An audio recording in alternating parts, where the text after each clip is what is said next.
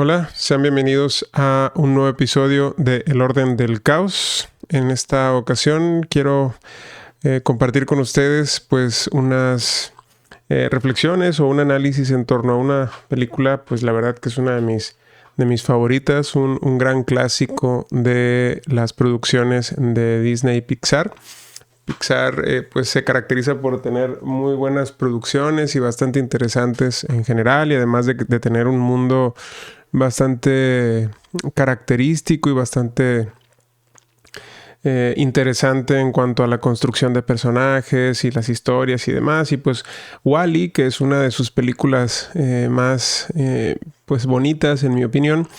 esconde pues una profundidad, bueno, no la esconde, ¿no? Nos la presenta de una manera bastante directa, ¿no? Una profundidad crítica hacia nuestro estilo de vida, hacia la manera en la que se desarrolla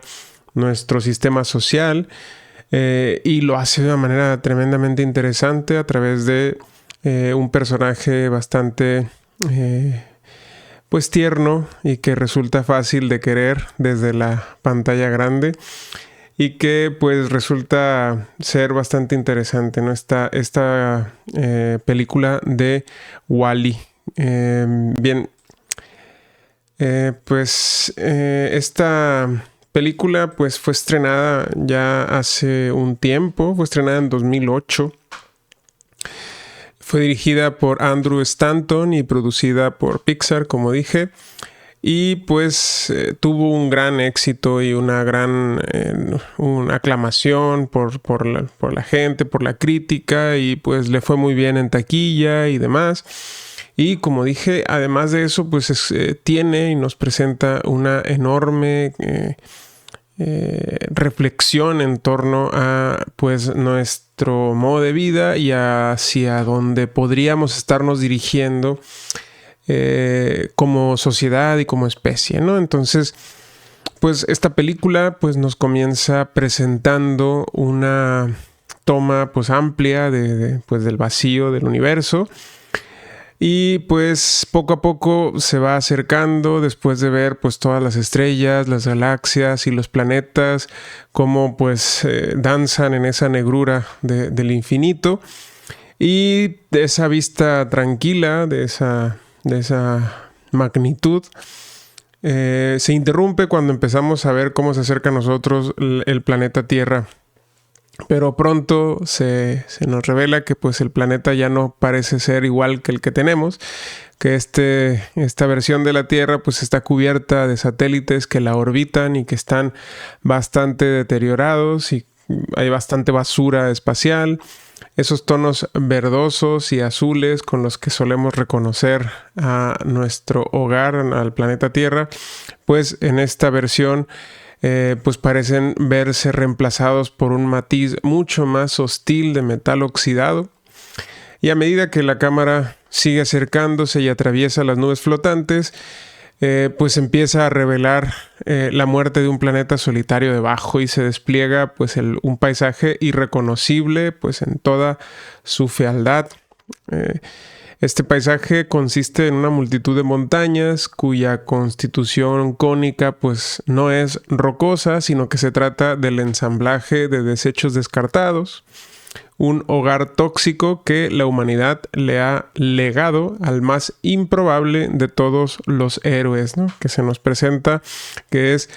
la única forma de vida que aparece en la singularidad de este planeta, además de una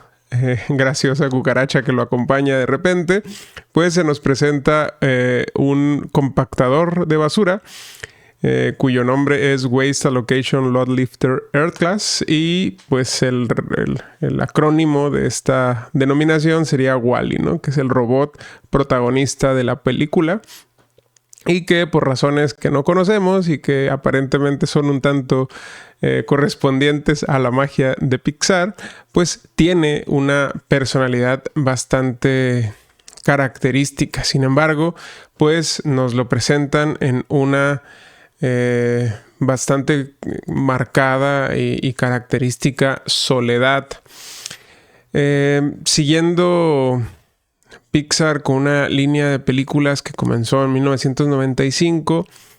La creación de Stanton fue concebida pues bastante antes de lo que en realidad fue desarrollada. Es una animación totalmente generada por computadora y fusiona elementos de ciencia ficción. Curiosamente se inspira también en el cine de Charles Chaplin porque pues es increíble que los primeros 30 minutos de la película pues no tienen ningún tipo de diálogo, solamente nos presentan a un personaje en su entorno y en sus hábitos, y en ese sentido pues se nos muestra una bastante curiosa representación del cine mudo. Aunque pues la película está dirigida principalmente para niños, pues probablemente se trata, pienso, de la más oscura y de las más maduras de las producciones de Pixar, y además una de las que más carga política y crítica hacia el sistema capitalista y el sistema político actual. Tiene, al menos por parte de Pixar, es bastante clara la crítica que se ve en esta película, porque pues Wall-E combina dos tipos de ciencia ficción para contarnos su historia, pues que es por una parte el escenario del desastre post-apocalíptico, que es justamente esta primera escena que describo de este mundo prácticamente destruido, y por otro lado la fantasía distópica muy parecida, muy al estilo de la obra de Huxley, El Mundo Feliz, en el que pues las personas están en un contexto pues de dictadura, de control totalitario, pero que es un control, una dictadura que no se basa en la coerción, en la amenaza física y en otras tácticas de carácter violento, sino que más bien están controladas por medio del placer. Y en ese sentido vemos a una sociedad humana bastante dominada, bastante sometida por parte de un control totalitario y autoritario, pero con esta característica curiosa de pues estar sometida a través del placer. Pues en ese sentido, pues hay muchas temáticas que atraviesan la película, y quizá también el mensaje ecológico es uno de los más potentes que tiene esta película, porque pues es una advertencia de las muy probables consecuencias que el consumo y la producción desmedida produzcan probablemente en el futuro de la Tierra, pues un desastre ambiental. En este sentido, la producción de esta película pues atiende y toca muchos temas que han sido pensados por distintas ciencias, ¿no? Por parte de la filosofía, de la economía, por parte incluso de la antropología, también por la geografía, ¿no? Porque es muy interesante lo que vemos en la película, de que pues la totalidad del espacio que era el planeta Tierra pues ha sido completamente reconfigurado bajo la lógica capitalista de consumo, acumulación y producción. En este sentido, pues no solo es un espacio el que queda radicalmente reconfigurado gracias a esta lógica del capital, sino que totalmente la naturaleza del planeta queda totalmente distorsionada y prácticamente derruida gracias o debido a esta lógica del capital. Pues en ese sentido todo esto está ocurriendo y está pasando en la historia que se nos cuenta en esta película de... Como dije, pues a pesar de que se trata de una película para niños, pues está bien dirigida hacia lo más medular e intenso de nuestra sociedad actual. Y pues temas tan complejos y conceptualmente difíciles de tratar, que son subyacentes a la historia, pues son críticas que se dan a la tecnología, por ejemplo, al control totalitario al que puede derivar la tecnología de la inteligencia artificial, porque pues muy como otras películas del género post-apocalíptico y del género futurista, pues reflexionan en torno a la posibilidad de que una inteligencia artificial tome el control totalitario pues del gobierno, y de la dirección de la especie humana. Y esto es justamente lo que vemos en esta película, en el que la sociedad humana pues se embarca, después de haber dejado devastado el planeta, se embarca en una nave que lleva por nombre el Axiom, y ahí pues a pesar de que hay un capitán, pues una inteligencia artificial se las arregla para pues totalizar la toma de decisiones que ocurren en este contexto. Y de esa manera pues la película también es una crítica bastante interesante al modo en el que la tecnología puede llegar a distorsionar por completo pues la gobernabilidad de nuestra especie. Asimismo, pues la automatización, cómo esto puede derivar en problemas de salud importantes, porque pues la humanidad que vemos en la película, pues prácticamente la totalidad de los seres humanos ahí pues padecen de obesidad. También una vigilancia completa y absoluta que ocurre en este contexto. Y pues son estos aspectos, la crítica a la tecnología, los resultados de la automatización del trabajo, el descuido de la salud humana, el control y la vigilancia derivado de un control totalitario, pues son aspectos que son muy atrayentes, muy atractivos y muy sagaces y agudos en la historia que se nos cuenta en la película, y pues que giran alrededor de esta trama principal. En ese sentido vemos que pues esta película pues no es típica en absoluto en lo que nos tiene acostumbrados Disney, y se trata pues, como dije, de la más política y de la más crítica de las reflexiones que Pixar probablemente haya producido. Entonces un poco la historia se trata de que pues en el siglo XXII, o sea, más tarde de nuestra era, pues el mundo habría sido pues prácticamente totalizado en la producción económica, en la actividad económica por una megacorporación, una corporación llamada By and Large en el mundo de Pixar. Esta corporación la vemos en muchas otras películas, que de hecho está por ahí presente en muchas películas de Pixar. Y pues al amanecer, como dije, del siglo XXII, esta corporación ya habría totalizado la actividad económica del planeta Tierra, y pues la producción y consumo descontrolados de esta empresa pues habrían cubierto la superficie del mundo pues con todo tipo de basura, con todo tipo de contaminación, y de manera que el mundo, demasiado tóxico para seguir siendo habitado, pues los seres humanos deciden abandonarlo en lujosas naves espaciales, dejando atrás como proyecto un ejército de robots que en teoría deberían limpiar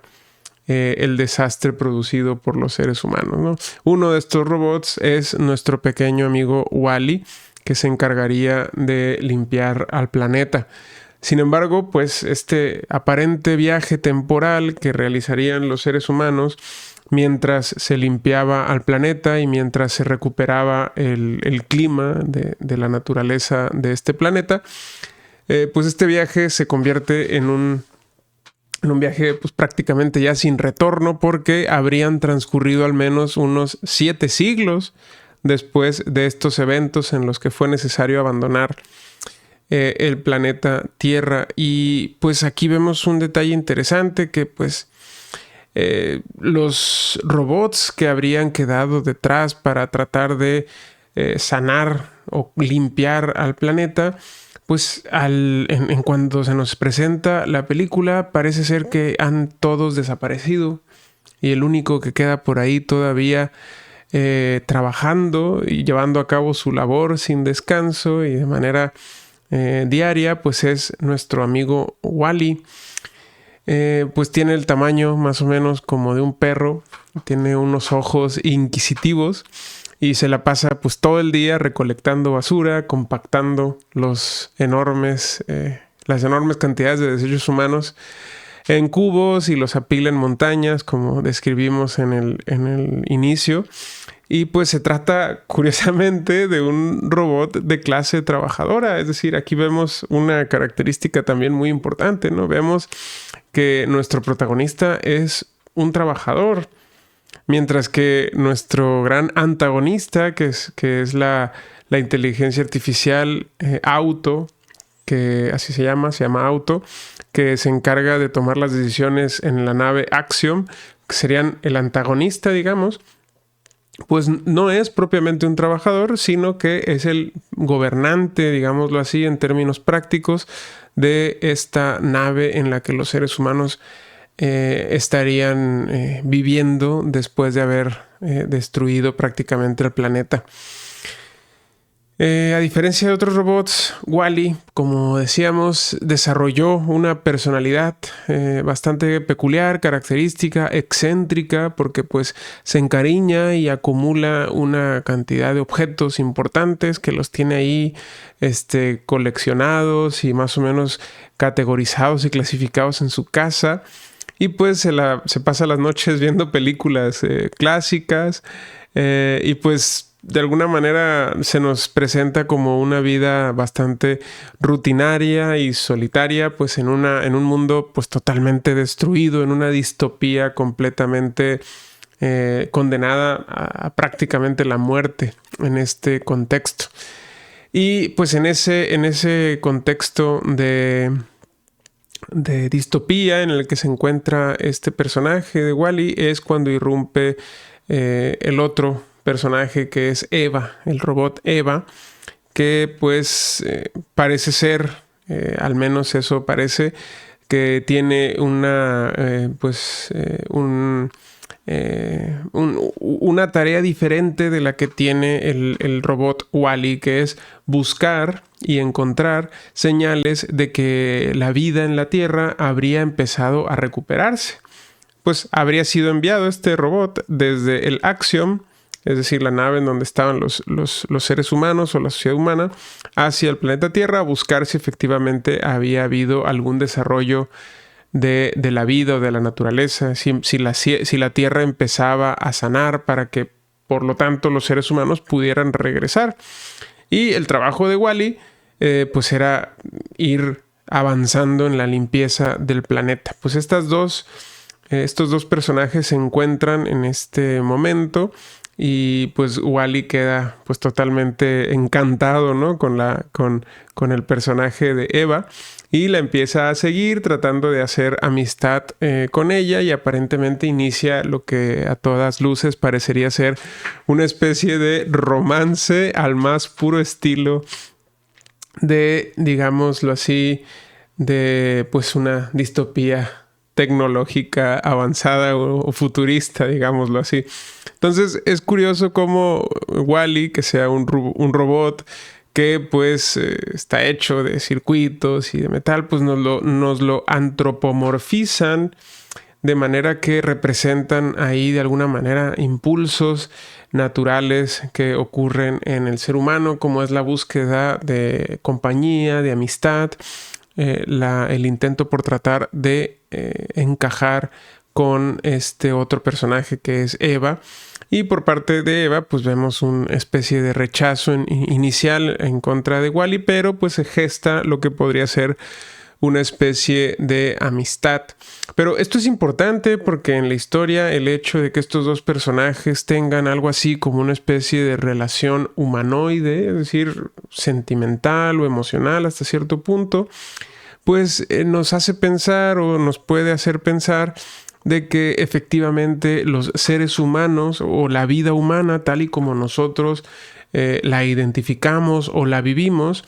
puede, de alguna manera o de manera muy hipotética, al menos en la película, puede seguir teniendo lugar incluso aunque ocurriese al margen de pues la vida biológica. Es decir, nos hace pensar en que una de las propuestas que se hicieran en esta película es que la vida humana puede encontrar en otras formas o en otros sustratos como lo son la robótica, pues maneras de seguir desarrollándose, ¿no? Pues eso podría ser incluso una lectura algo forzada, pero es importante que sepamos que pues hay muchos, entre ellos Alain Badiou, que consideran que esta esta idea de que el ser humano puede llegar a ser superado en términos biológicos y que se pueden llegar a desarrollar subjetividades de las máquinas para que pues sean ellos de alguna manera los que continúen con el desarrollo y la expansión de lo que significa ser humano, pues es una alternativa que ha sido pensada y en muchos casos hasta buscada por algunos autores. Y lo que vemos aquí en esta película en la que Wall-E encuentra a Eva, y eso es justamente lo que detona los acontecimientos de la historia, pues nos hacen creer que efectivamente hay aquí una apuesta por el hecho de que haya una convivencia o una especie de prevalencia de las dinámicas y de los dramas y de las historias propiamente humanas en subjetividades que no se corresponden necesariamente con la vida biológica. Y por esa razón es curioso también, porque pues vemos una historia que pues si quisiéramos forzarla en un romance, porque pues eso parece ser, de hecho eso parece ser el caso en que esta amistad entre estos dos robots se parece más a lo que podríamos entender como un romance. Y de hecho esto es importante porque el propio Wall-E parece ser que está queriendo como que vivir lo que él ve en sus películas que tiene él y que él nos muestran que él ve en sus ratos libres en la noche. Y parece ser que él, a partir de ahí, es que él entiende cómo debería de relacionarse y de acercarse con esta robot a la que él pues se siente atraído desde un inicio de la película. Entonces esto es bastante interesante de cómo aquí vemos que incluso el propio Wall-E parece estar queriendo encontrar en la fantasía que él consume a través del cine una especie de guión o una especie de respuesta para cómo debe de vivir su vida y de entender qué es lo que él debe de hacer para conectar con otros seres como Eva. De tal manera que vemos algo así como una especie de sustitución simbólica en la propia película o en la propia historia de la película, en el que Wall-E pues desarrolla su personalidad y entiende lo que él debe de hacer de manera moral a través de las representaciones que él consume de películas. Entonces esto es bien curioso y bien interesante porque pues Žižek, él considera, este autor esloveno, él considera que algo así ocurre justamente con el arte y con el arte que consumimos los seres humanos, especialmente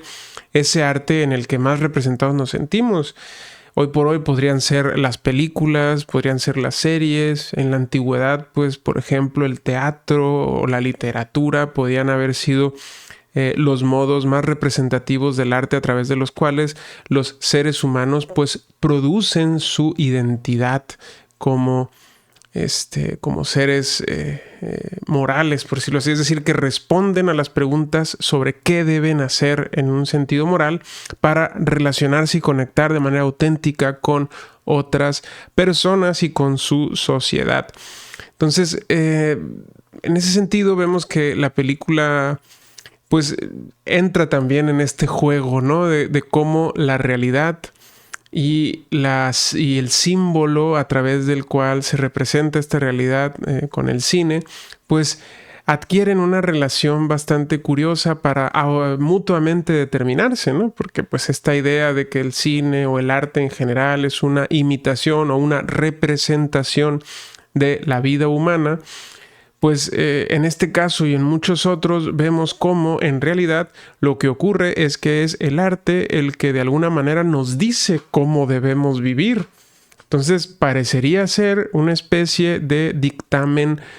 moral o dictamen social sobre las maneras correctas de lidiar con el dilema humano en general. Entonces hay aquí pues una idea bastante interesante sobre esta cuestión que pues Žižek de hecho explora de manera muy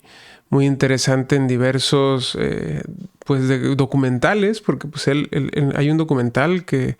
le llama La guía del perverso cineasta, en el que más o menos insiste en estas ideas de que la fantasía que se explora en el arte y a través de la cual se representa el drama humano,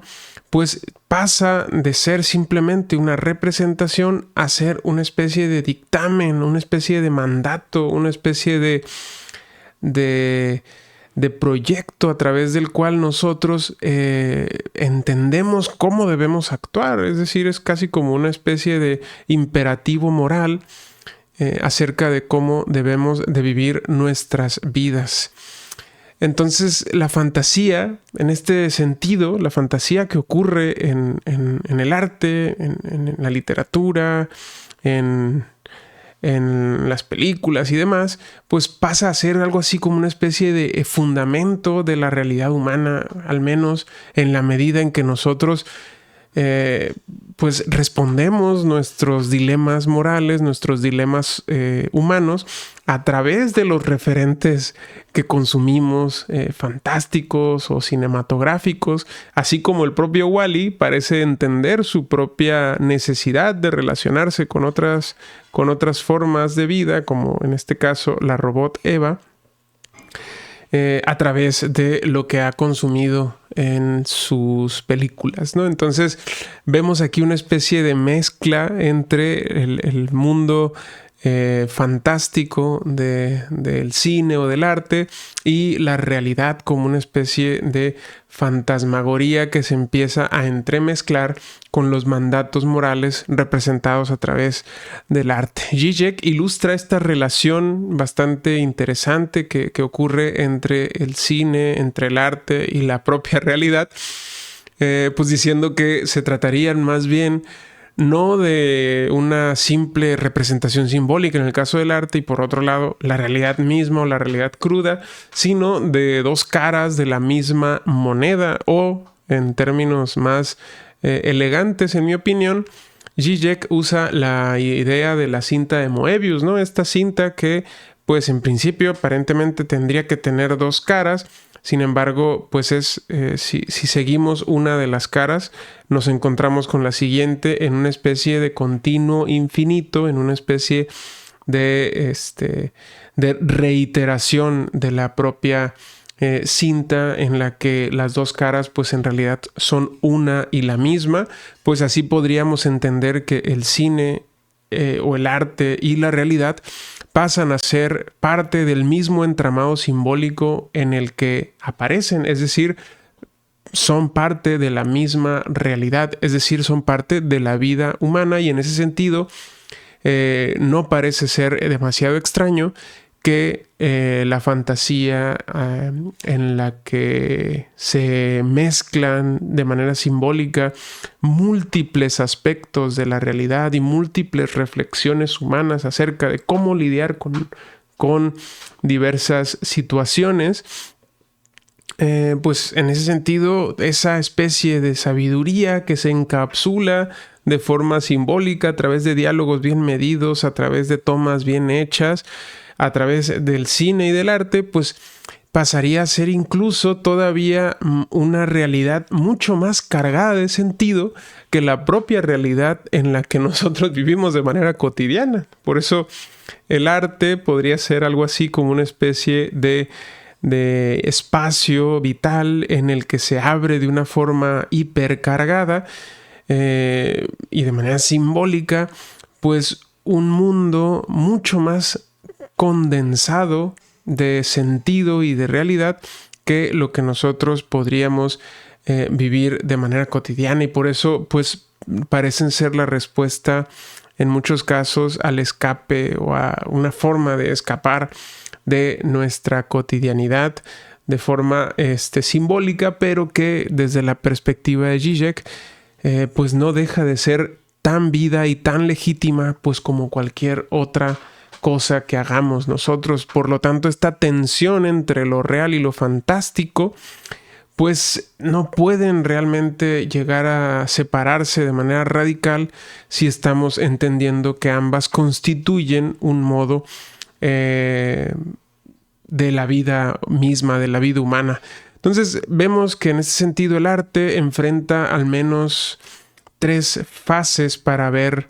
desplegada su potencia simbólica de representación de la vida humana. Por un lado, vemos que el artista y el cine en general pues se enfrentan con desafíos representacionales, ¿no? Es decir, cómo eligen y cómo representan simbólicamente la vida o el contenido vital que ellos quieren plasmar. Y ahí se encuentran una enorme cantidad de opciones sobre pues, representaciones del lugar, de diferencias, de contrastes, de naturaleza, de las naciones, las razas, la sexualidad, el género, las ciudades que quieren representarse para que pues, el mensaje que se quiere dar a través del arte o del cine o de la música pues sea claro y sea flexible para una cantidad importante de personas. Este desafío representacional del arte pues es fundamental en el proceso creativo. Luego está el otro gran desafío, que es cómo estas representaciones que ellos se han elegido pues llegan a ser sentidas y vividas por las audiencias. Porque pues una cosa es las elecciones simbólicas que ha hecho el artista y por otro lado es la experiencia que llegan a tener las audiencias, que insisto, esto puede ser completamente distinto y resulta un reto que en muchos casos no puede ser previsto por el propio autor. Autores que en muchos casos piensan que su obra llega hasta cierto punto, pero que al ser recibidas por un público, pues son leídas de formas tan amplias que pues ya el autor no es el dueño, ni el centro, ni el origen del sentido que está representado en su arte, porque en muchos casos el propio autor no necesariamente agota todo todo el sentido o el significado que está vertido sobre su obra, porque él de manera consciente ha hecho o ha tomado algunas decisiones representacionales, pero de forma inconsciente o de forma que él no controla del todo, pues se cuelan aspectos que son incluso a veces mucho más fundamentales que sus decisiones conscientes y que son justamente esos aspectos los que terminan dando un sentido mucho más rico a la experiencia y a la vida que han tenido las audiencias al experimentar la obra. Y por último es la capacidad que esas representaciones pues llegan a tener para impactar en la vida de las personas, para modificar de manera simbólica cómo las personas viven su propia vida y entienden su propia vida. Como dije antes, al Wall-E lo vemos cómo él gestiona su vida a través de esta representación simbólica, muy a la manera en la que nosotros los seres humanos pues hemos diseñado hasta cierto punto nuestras identidades culturales y en este sentido pues vemos que Wall-E pues sigue una dinámica bastante más humana de lo que podríamos llegar a pensar en un inicio, debido a que pues él basa su propia vida en un esquema directamente humano, que es el que ha aprendido a través de el arte que él mira todas las noches aparentemente. Pues bueno, después de todo este drama con el aparente romance que se vive y que es bastante ajeno a la típica narración romántica de Disney, en el que todo parece ser, en la mayoría de las historias que nos cuenta Disney, todo parece estar basado en la misma estructura y mismo núcleo narrativo de una familia con estos conflictos de corte edípico, en el que hay una especie de relación extraña entre el padre y la hija, o la hija y la madre, estas rivalidades y esta cercanía o dolor entre las relaciones fallidas que pudieran haber. Pues ese núcleo narrativo de las estructuras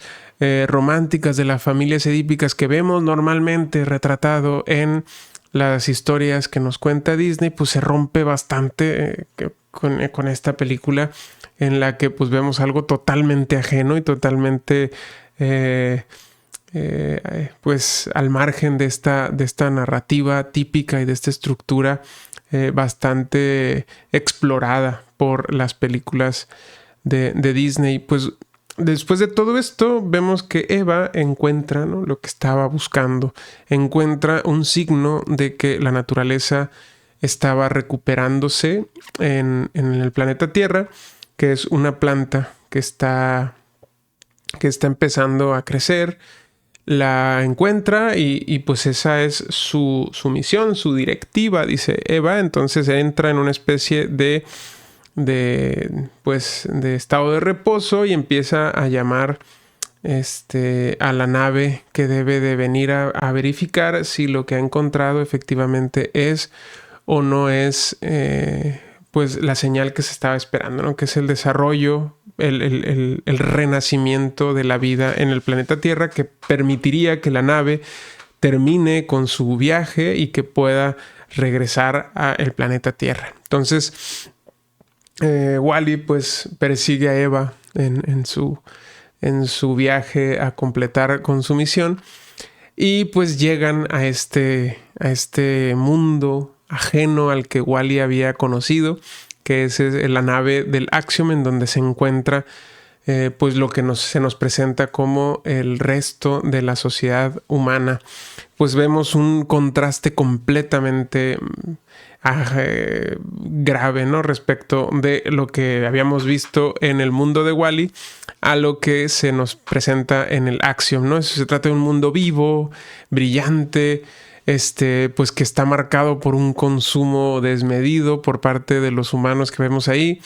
pero aparentemente vemos un control casi completo y una especie de estado de trance por parte de las personas, en el que pues Wall-E ni siquiera es visto ni percibido, ¿no? Que esto es un detalle bien interesante que vamos a reflexionar en un momento, pero que pues lo que vemos en este mundo es que pues vemos una sociedad completamente embebida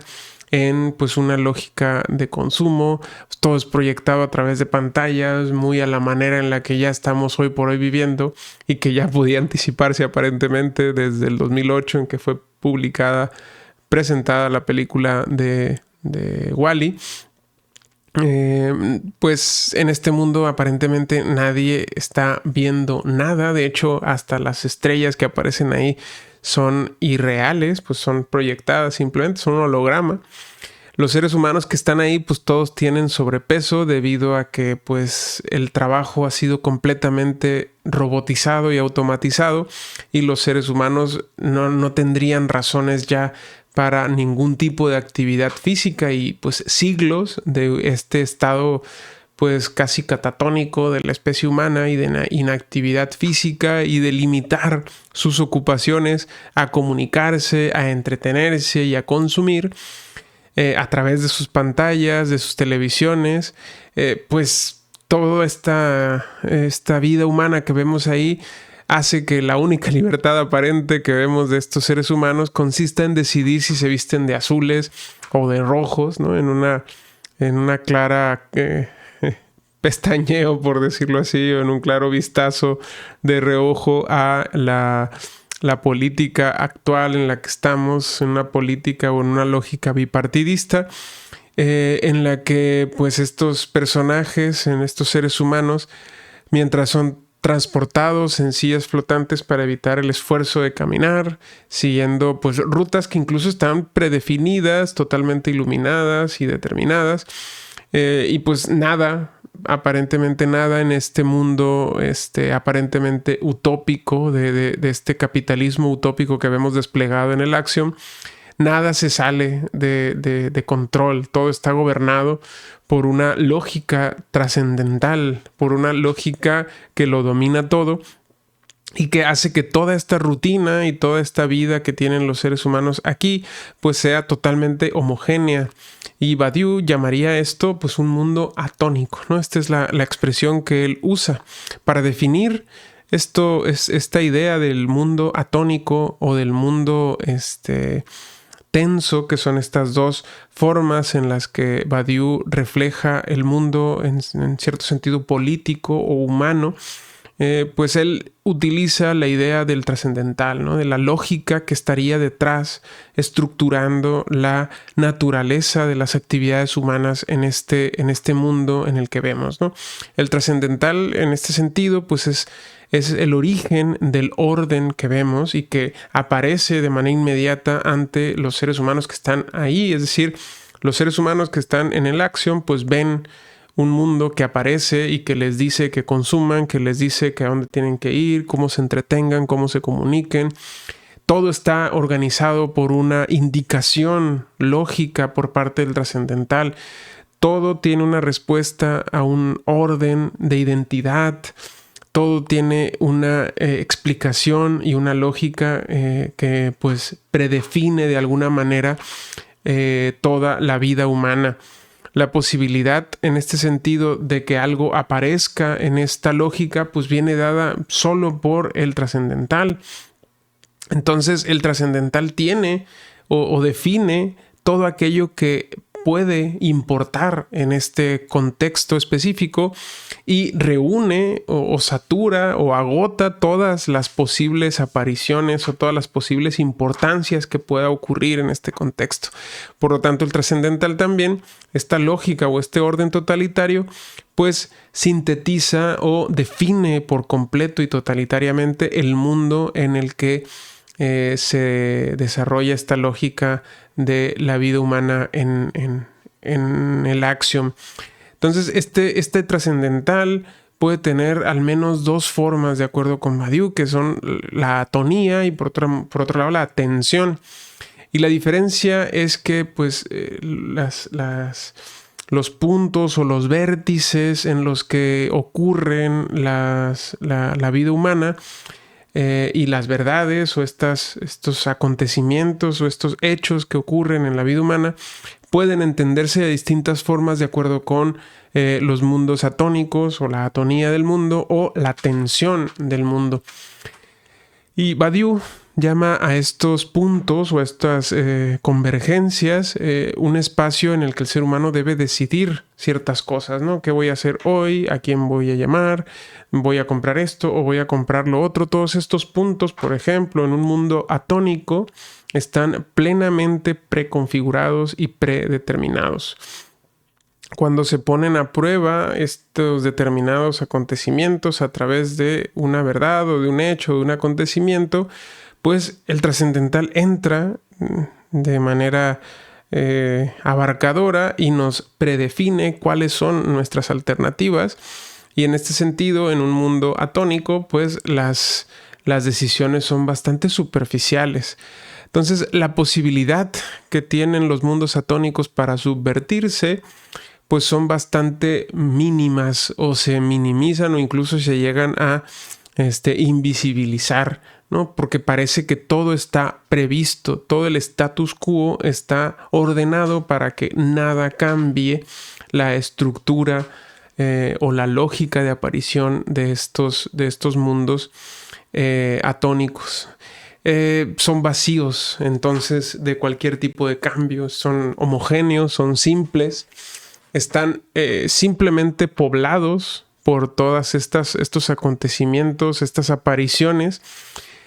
pero que pues en realidad no hay un punto o un momento en el que el ser humano deba tomar decisiones fundamentales. En realidad todo está predefinido por el trascendental. Entonces, pues en este sentido, el amo o el dueño del trascendental, el sumo significante o el que impone estos principios de significación, este ordenamiento del mundo,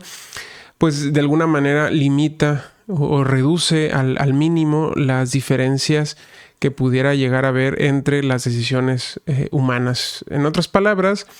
el Axiom es una ilustración muy clara de lo que Badiou entiende por un mundo atónico, es decir, es un mundo o es un lugar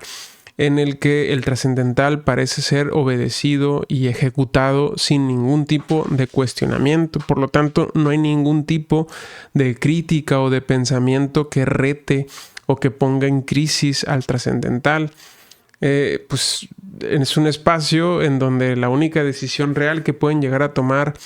Las personas, como decíamos antes, es si se visten de un color o de otro, si se van a comprar una cosa u otra, si van a comprar el nuevo batido de By and Large o no. Entonces, estas decisiones aparentemente diseñadas para satisfacer la necesidad humana de tomar estas decisiones, pues realmente lo que terminan haciendo es hacer que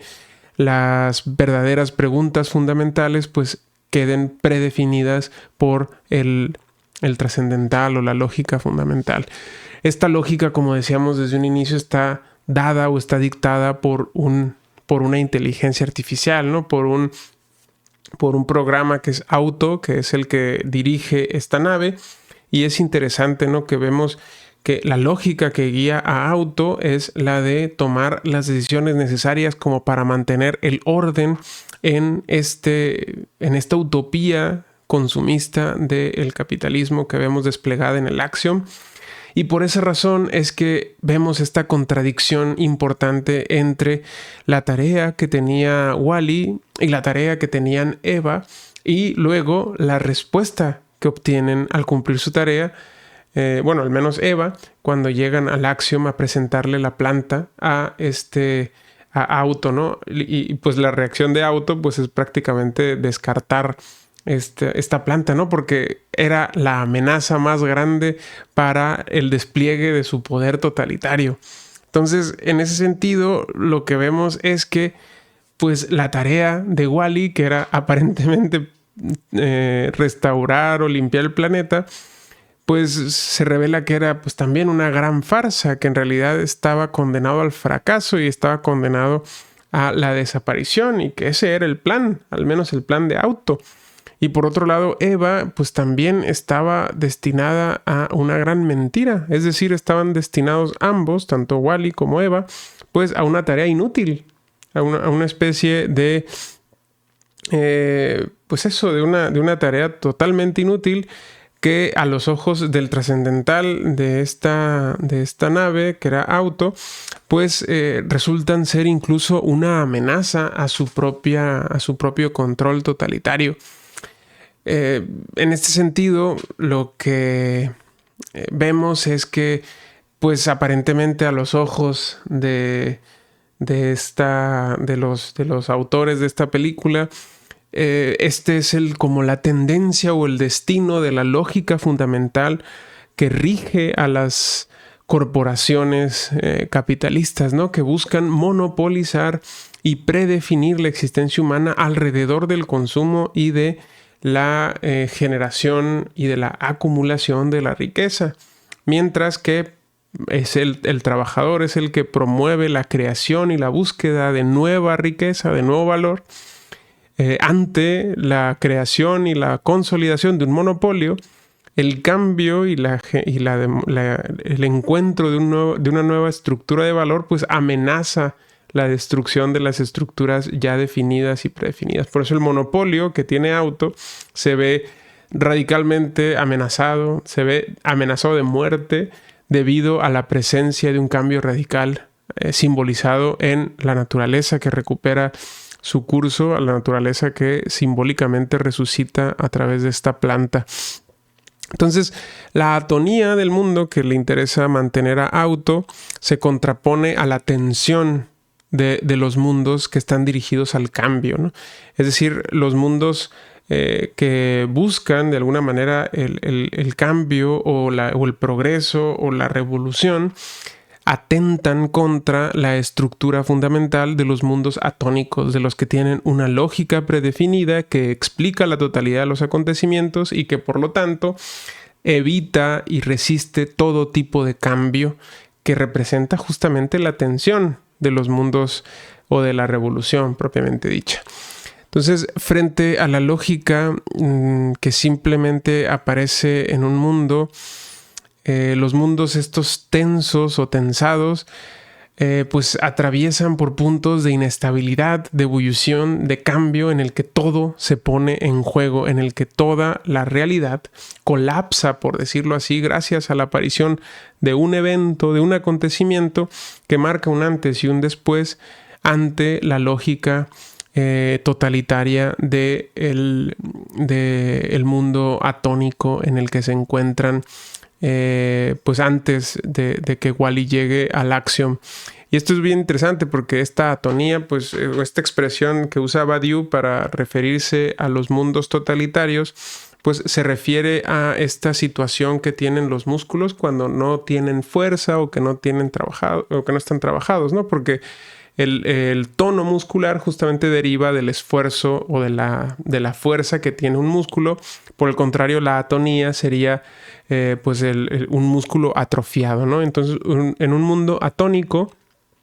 pues lo que sucede es que la capacidad o la fuerza de cambio pues queda totalmente atrofiada, y eso es justamente lo que vemos en el caso del Axiom, en el que la especie humana está prácticamente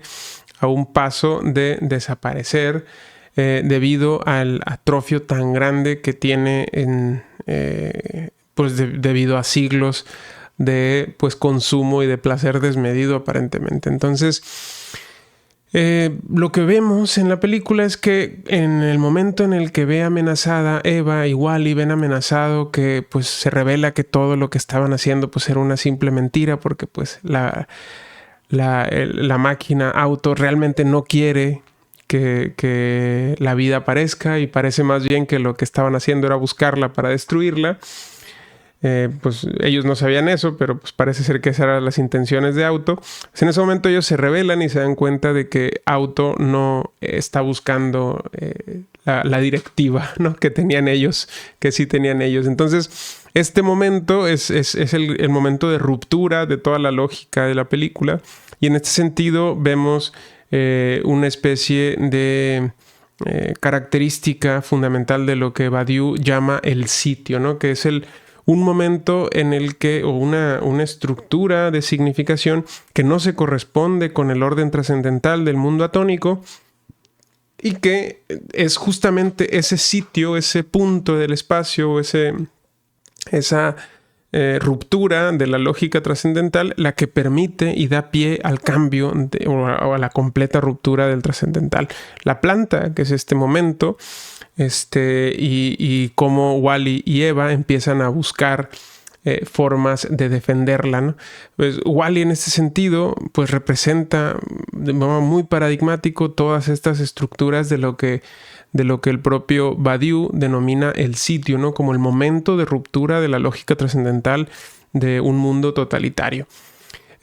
Pues esta autonomía del sitio es muy característica de lo que empieza a ocurrir entre Wall-E y Eva, ¿no? Wall-E ya mismo nos muestra que es diferente y que tiene una lógica diferente a lo que tiene alrededor suyo, ¿no? Que es un mundo totalmente colapsado y totalmente destruido. Y por eso él parece ser bastante atípico y se demuestra incluso como atípico cuando llega el Axiom, y incluso un robot lo reconoce como un contaminante extranjero o alienígena o algo así.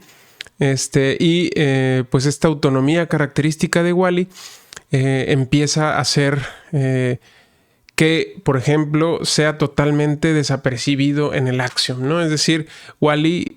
pues sería simplemente incapaz de ser entendido con base en la lógica totalitaria que tiene el Axiom. El segundo elemento fundamental del sitio, de este concepto de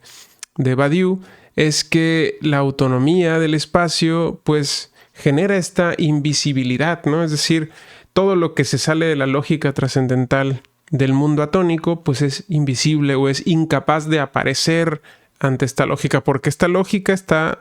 totalmente predefinida, y todo lo que se escape de esa lógica pues no puede ser comprendido, y por lo tanto tampoco puede aparecer,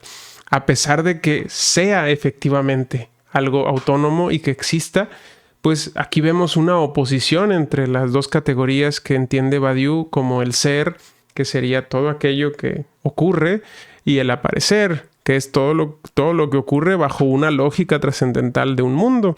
En este sentido, Wall-E no es capaz de aparecer ante la lógica del Axiom. Sin embargo, puesto que en él ha ocurrido algo que representa un cambio trascendental, que es el descubrimiento de la planta, pues hace que fuerce la aparición y la ruptura de esta lógica trascendental, y por eso empieza el conflicto entre Auto, que entiende que están amenazando al exponer a la planta ante los seres humanos. Al exponerla ante los seres humanos, pues Auto queda totalmente expuesto y amenazado. Y en ese sentido, todo entra en crisis en ese momento, en el momento de aparición o de irrupción de esto que rompe o que quebranta la lógica totalitaria del mundo atónico. Por esa razón es que la aparición de Wall-E con la planta pues provoca una revolución. La gente empieza a despertar de siglos de letargo sin sentido, los robots empiezan a rebelarse y el mismo mundo del Axiom se pone patas arriba a pesar de los intentos de Auto por impedir una sedición generalizada. Al final de la película vemos que toda la base distópica del Axiom pues se ve desmoronada por completo y se fractura por completo debido a la irrupción de este momento que efectivamente es capaz de quebrar la lógica totalitaria de Auto. Todas las señales holográficas, por ejemplo, cuando Auto se da cuenta de su amenaza, se apagan por completo y la posibilidad del mundo nuevo que se simboliza a través de la planta, pues empiezan a verse por fin, empiezan a aparecer ante esta lógica que les impedía aparecer antes. Incluso el capitán de la nave, previamente confinado a la comodidad de la atonía de su silla flotante, se pone de pie temblorosamente, ¿no? Para declararle y para retar a Auto y decirle, veremos quién es el impotente ahora. Y la transición de este mundo atónico a la tensión pues estalla y pues los pasajeros por primera vez empiezan a ver más allá de sus pantallas personales. Y uno de los humanos incluso llega a hacer un comentario muy hilarante, muy humorístico, en el que dice, pues nunca me he dado cuenta de que teníamos una piscina, no una alberca, ¿no? Entonces, porque nunca se habían puesto a ver el mundo que tenían realmente alrededor de ellos. Esta revolución ocurre debido a la vida, ¿no? Porque la vida o el resurgimiento de la vida en el planeta Tierra era la señal necesaria para que terminara este viaje de los seres humanos en el Axiom. Sin embargo, pues esto nos hace preguntarnos si era la primera vez que ocurría esto, ¿no? Es decir, si Auto realmente por primera vez era la primera vez que veía una planta. A lo mejor no era la primera vez que había visto una planta y ya había desechado varias. O a lo mejor él mismo estaba haciendo cosas para evitar que se encontrara una planta que pusiera fin a su trayectoria. Sin embargo, quizá también era importante para Auto mantener esta ilusión de que se estaban haciendo los esfuerzos para, ¿no? Es decir, como si se tuviera un problema fundamental y constituyente que era la base sobre la que se erigía la lógica trascendental del mundo en el que Auto tenía el control totalitario, gracias a ese problema de que no había vida en la Tierra, pero buscando una solución de algún modo justificaba ese poder trascendental que lo ostentaba. Entonces era importante esta lógica de supervivencia para justificar el poder totalitario de Auto. Entonces esto pues nos hace pensar hasta qué punto había él mantenido esa farsa o esa hipocresía, ¿no? Y hasta qué punto también pues es una representación del mismo dilema en el que se encuentran los gobiernos actuales que nosotros los seres humanos tenemos. Es decir, hasta qué punto se crean las crisis para buscar una solución perpetua que justifique la ejecución de una lógica trascendental que de otra manera pues nosotros no aprobaríamos, ¿no? Entonces aquí lo que vemos es una crítica bastante dura y bastante fuerte hacia el modo en el que se han estructurado las lógicas políticas y sociales en la actualidad a través de esta representación de Auto, ¿no? Que encarna una contradicción hipócrita bastante característica de la política contemporánea. Entonces, lo que vemos en ese momento es ya un descontrol en el que se aparece, como dije antes, irrumpe este momento en el que se revela que ya no es necesaria la vida del Axiom y que ya se puede regresar a la Tierra. Y por lo tanto ahí vemos un momento en el que Wall-E pues cobra esta identidad de héroe y está dispuesto a todo por colocar la planta dentro de la máquina que una vez activada pues redirigirá el curso del Axiom para volver a la Tierra. Entonces ahí Auto pues lo entrega todo, ¿no? Y entonces ahí es el momento de la batalla final. Pues Auto está dispuesto a todo y busca hacer daño a Wall-E, el cual desesperado intenta sostener una máquina que lo está aplastando con su cuerpo. Y pues en ese sentido vemos a un Wall-E que está a punto de romperse y que él mismo está dispuesto a entregar su integridad como robot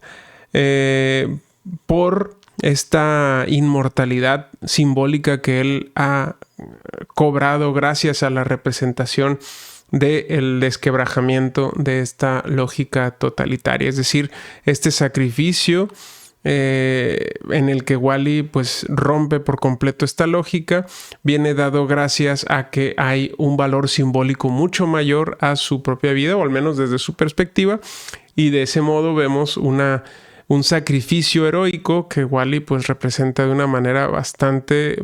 clara y bastante contundente, de acuerdo con los estándares narrativos heroicos en los que Occidente pues ha basado prácticamente toda su literatura. Pues aquí Wall-E es un héroe de libro que sacrifica por completo todo gracias a este ideal trascendental que se ha presentado, ¿no? Que rompe por completo la lógica previa y que da lugar a una revolución completa, ¿no? Y en ese sentido, los sujetos fieles, todos aquellos que han visto el signo, que han visto el símbolo y que Wall-E está tratando de representar y de custodiar e incluso sacrificarse por ese símbolo, toda esa fidelidad permite la confrontación entre los sujetos fieles, que son los que han visto el símbolo, y los sujetos reactivos, ¿no? Que el sujeto reactivo es el que se niega a ese símbolo y trata de desaparecerlo porque es la representación del final de su control. Pues Auto, ¿no? Es el principal sujeto reactivo, pero pues que no está solo, sino que está acompañado por otros robots de seguridad que intentan justamente sofocar la revuelta y restaurar el estado de cosas pre-revolucionario, ¿no? Y de hecho, en ese sentido, el mundo de esta nave, del Axiom, por totalitario que aparentemente nos lo presenten desde un inicio, pues aparentemente estaba siempre construido, digamos, hacia la expectativa de esta revolución, porque pues estaba generado todo un sistema de seguridad y vigilancia que aparentemente pues de alguna manera sospechaba que este escenario podía llegar a pasar, y por esa razón estaban de alguna manera listos o preparados para actuar en contra de este momento revolucionario. Entonces ahí los sujetos fieles, es decir, las personas que han visto la revelación de la gran mentira, y los sujetos reactivos, que son los que quieren evitar que el presente dé lugar a un futuro diferente, pues generan esta rebelión, esta completa destrucción que vemos del mundo del mundo atónico y del mundo totalitario de la nave Axiom. En palabras de Badiou, el resumen del argumento principal que él presenta en el libro de las lógicas de los mundos, pues él dice que cuando el mundo es, aquí abro comillas, cuando el mundo es violentamente encantado por las consecuencias absolutas de una paradoja del ser, toda la apariencia, esto que integra la lógica del mundo atónico, toda la apariencia amenazada por la destrucción local de una evaluación habitual, es decir, de una evaluación, de una reconfiguración de la lógica de este mundo totalitario, debe reconstituir una distribución diferente de lo que existe y de lo que no, bajo la presión que el ser ejerce sobre su propia apariencia, esta planta que aparece de una forma totalmente rompedora en la lógica del Axiom. bajo esta presión que el ser ejerce, el mundo puede verse otorgado la oportunidad, mezclando existencia y destrucción, de otro mundo. Es decir, el mundo ve la oportunidad de un cambio radical, del inicio de un nuevo mundo. Y es este otro mundo, sigo con la lectura, al que el sujeto, una vez injertado en la huella de lo que ha sucedido, es eternamente el príncipe. Aquí cierro cita, ¿no? O sea, lo que nos dice Badiou es que justamente la irrupción de un momento trascendental ante la lógica de la apariencia de un mundo totalitario da lugar a un nuevo mundo. Y eso es justamente lo que estos mundos totalitarios tratan de evitar. Tratan de evitar que la contradicción de su lógica aparezca y dé lugar a una evolución de esa misma lógica. En este sentido, la conclusión de la película de Wall-E, irónicamente, se nos presenta pues básicamente en los créditos, mientras los créditos están pasando, ¿no? Es decir, justo cuando la película está terminando es cuando vemos el renacimiento de este nuevo mundo, ¿no? Cuando los seres humanos regresan por fin al planeta Tierra y recuperan su movilidad y empiezan de nuevo a trabajar, pues lo que vemos es todo este nuevo rebrote de vida y de actividad y de nuevas lógicas empiezan a aparecer, desde la agricultura, la pesca. Se remonta también al surgimiento de esa misma pequeña y frágil planta que veíamos en una vieja bota marrón. Pues eso representaba todo este renacimiento y resurgimiento de la naturaleza y de el papel del ser humano ante la naturaleza, ¿no? Que es justamente un papel integrante o ingrediente y no destructivo del propio contexto natural en el que se despliega.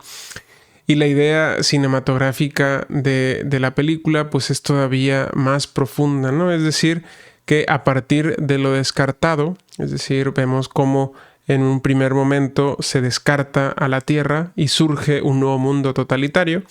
Y luego, después de ese mundo totalitario, vemos el resurgimiento y la reinstitución de un nuevo mundo, que es el mundo del ser, en el que la apariencia de ese mundo previo pues no tiene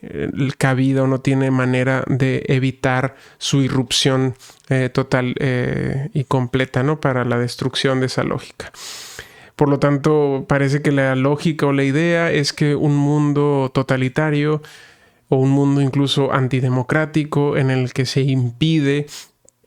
que el ser humano pues viva de acuerdo a su libertad.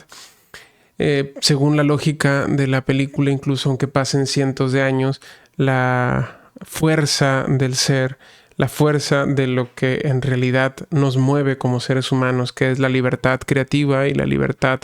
de la vida misma, pues se termina imponiendo incluso ante los más totalitarios sistemas de vigilancia y opresión. Entonces, sin embargo, vemos unas condiciones impuestas, ¿no? Como esta devoción a la directiva, como esta cuestión de fidelidad a la visión de algo que rompe por completo la lógica de nuestro mundo y atenernos o ser fieles ante la ruptura de la lógica que acabamos de presenciar, ante el ser que acaba de manifestarse. Y eso parece ser que, de acuerdo con la película, es la lógica que posibilita que las revoluciones aparezcan y den lugar a nuevas y mejores formas de existencia, al menos en los términos en los que se presentan en esta historia. Entonces, bueno, por acá lo vamos a dejar. Les agradezco mucho su atención. Les agradezco mucho que me hayan escuchado en este ratito reflexionando en torno a esta gran película. Les invito a que la vean y la recuerden si es que todavía no la vieron. Pues les pido que nos sigan a través de nuestras redes sociales, que nos sigan a través de Instagram, de YouTube, de Facebook y de TikTok. Ahí estaremos compartiendo más contenido. Muchas gracias y nos veremos en una próxima edición.